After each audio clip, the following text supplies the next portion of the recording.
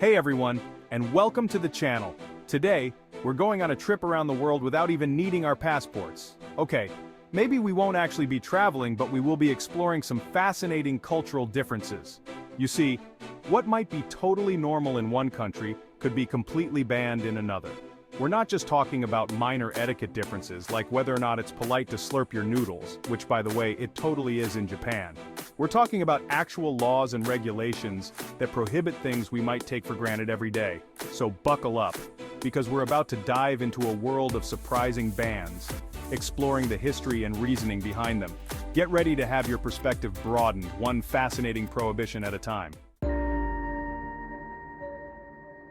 Let's start with something close to everyone's heart and stomach: food.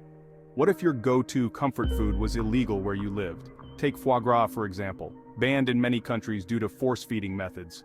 Speaking of food controversies, let's talk about beef. In India, it's largely off the menu due to the sacred status of cows. And chewing gum? In Singapore, it's a big no-no, banned in 1992 to keep the streets pristine. Now let's talk fashion.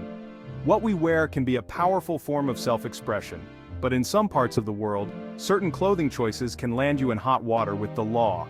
In Saudi Arabia, for example, women are required by law to wear an abaya, a loose-fitting, full-length robe, in public. This dress code is rooted in the country's interpretation of Islamic law. On the other end of the spectrum, some countries have banned clothing considered too revealing. For instance, miniskirts have been outlawed in parts of Africa, citing reasons of modesty and cultural preservation. And believe it or not, even something as simple as camouflage clothing can be controversial. Wearing camo is illegal in many Caribbean nations, as it's seen as an infringement on military exclusivity. It's fascinating how clothing, which can be so personal and expressive, is also subject to cultural and societal norms that vary greatly around the world. Moving beyond tangible items, let's delve into the realm of behaviors. Some countries take it a step further, outlawing certain actions altogether. Imagine a world where striking up a conversation on public transportation was considered rude. In Japan, it's not just rude, it's practically unheard of. The Japanese value peace and quiet on their famously efficient trains. Have you ever jaywalked across the street? In many countries, including Singapore and Germany, it's taken very seriously and can result in a hefty fine. Busking in Denmark is tightly regulated and requires a permit.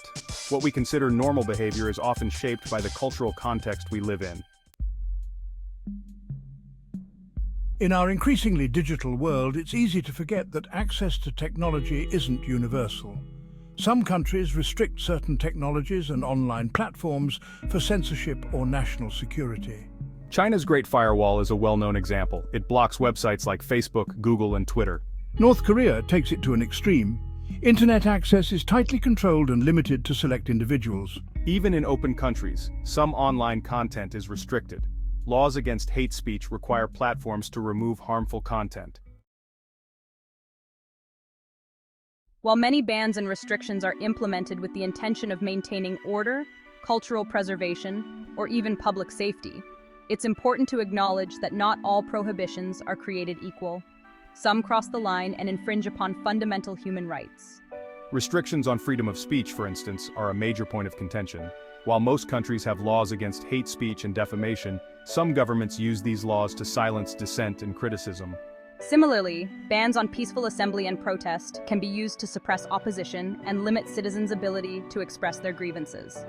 This is particularly concerning in countries with authoritarian regimes, where the right to protest is often severely restricted. These examples highlight the complex and often delicate balance between respecting cultural differences and upholding universal human rights. It's a conversation that requires ongoing dialogue and critical thinking.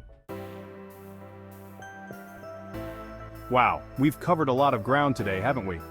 From food to fashion to technology, we've seen how seemingly ordinary things can be subject to surprising bans and restrictions around the world. Hopefully, this journey has sparked your curiosity about different cultures and the reasons behind their customs and laws. Remember, what might seem strange or even nonsensical to us might be deeply ingrained in another culture's history, beliefs, or values. Thanks for joining me on this exploration of the world's most fascinating prohibitions. Don't forget to subscribe for more thought-provoking content, and let me know in the comments which ban surprised you the most.